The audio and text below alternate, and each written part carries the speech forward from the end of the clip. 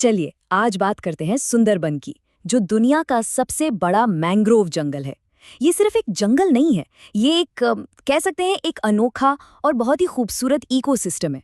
और पता है, ये क्लाइमेट चेंज की लड़ाई में बिल्कुल फ्रंट लाइन पे खड़ा है।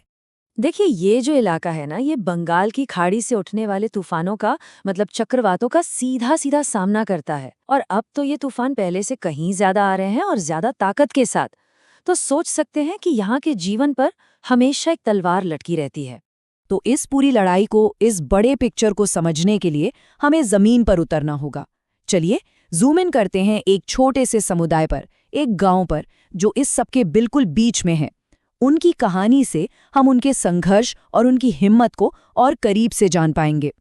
और ये है चारघेरी गांव। ये गांव तूफानों के रास्ते में ही पड़ता है, मतलब बहुत ही वल्नरेबल है, बहुत संवेदनशील है। यहीं से हमें समझ में आएगा कि जब हम पर्यावरण की बात करते हैं तो असल में दांव पर इंसानी जिंदगियां लगी होती हैं।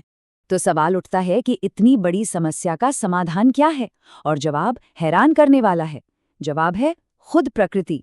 जी हाँ, ये मैंग्रोव का जंगल, ये एक नेचुरल, एक प्राकृतिक, लेकिन बहुत ही शक्तिशाली सुरक्षा कवच की तरह काम करता है। चलिए समझते हैं कि ये होता कैसे है। अच्छा, तो ये जो मैंग्रोव के पेड़ हैं ना, ये कमाल के हैं। इन्हें प्रकृति का इंजीनियर भी कह सकते हैं। और ये तूफानों से 3 मेन तरीकों से लड़ते हैं। पहला, ये लहरों की सारी एनर्जी सोख लेते हैं। दूसरा, इनकी जड़ें तट को कस के पकड़ लेती हैं। और तीसरा, ये तेज हवाओं की रफ्तार को भी धीमा कर देते हैं। अब जरा इस दूसरे पॉइंट पर ध्यान देते हैं, तट को बांध कर रखना। इन पेड़ों की जड़ें इतनी घनी और उलझी हुई होती हैं कि वो सचमुच जमीन को एक साथ जकड़ लेती हैं। इसका नतीजा ये होता है कि तूफान के वक्त मिट्टी का कटाव बहुत कम हो जाता है। और अब सुनिए एक कमाल का आंकड़ा।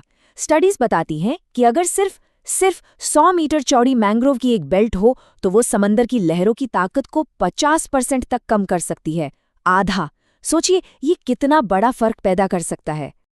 ये सब सुनने में तो बहुत अच्छा लगता है ना? लेकिन असली सवाल तो ये है कि जब एक भयंकर तूफान, एक मॉडर्न साइक्लोन अपनी पूरी ताकत से आता है, तो क्या ये कुदरती ढाल वाकई टिक पाती है? क्या ये सच में काम करती है? चलिए जरा टाइमलाइन पर नजर डालते हैं। 2009 में आया आयला तूफान। उसने भयंकर तबाही मचाई, सब कुछ तहस नहस हो गया। इसी के बाद वहां के लोगों ने, समुदाय ने मैंग्रोव लगाने का बीड़ा उठाया। और फिर 2020 में आया अम्फान और 2021 में यास। इन तूफानों ने इस नई जिंदा दीवार का असली टेस्ट लिया। और ये कोई छोटी मोटी कोशिश नहीं थी। जरा इन नंबर्स को देखिए, लाखों पेड़ लगाए गए। ये पूरी तरह से एक कम्युनिटी ड्रिवन एफर्ट था, मतलब स्थानीय लोगों ने ही इसे लीड किया। असल में समुदाय ने अपनी सुरक्षा की जिम्मेदारी खुद अपने हाथों में ले ली थी। तो नतीजा क्या निकला? सबसे जरूरी बात, ये काम कर गया। जब अम्फान तूफान आया तो स्टडीज में साफ साफ सामने आया कि जिन गांवों के पास घने मैंग्रोव थे, वहां उन गांवों के मुकाबले बहुत कम नुकसान हुआ जहां मैंग्रोव्स नहीं थे। ये इस बात का पक्का सबूत था कि उनकी मेहनत रंग लाई।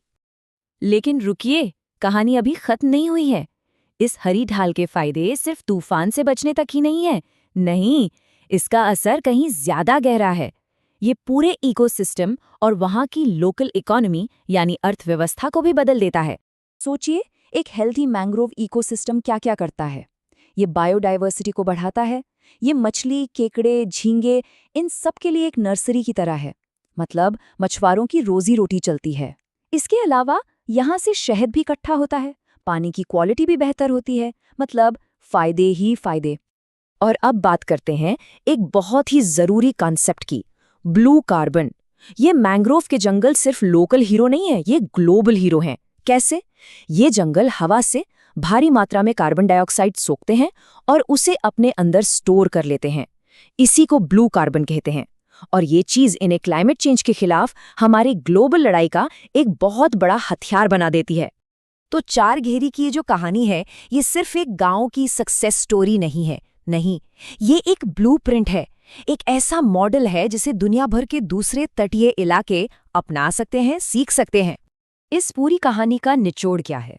निचोड़ ये है कि जब स्थानीय लोगों को ताकत देते हैं कि वो अपने नेचुरल डिफेंस को, अपनी प्राकृतिक सुरक्षा को खुद बहाल करें, तो ये क्लाइमेट चेंज से लड़ने का एक बहुत ही असरदार, सस्ता और टिकाऊ तरीका है।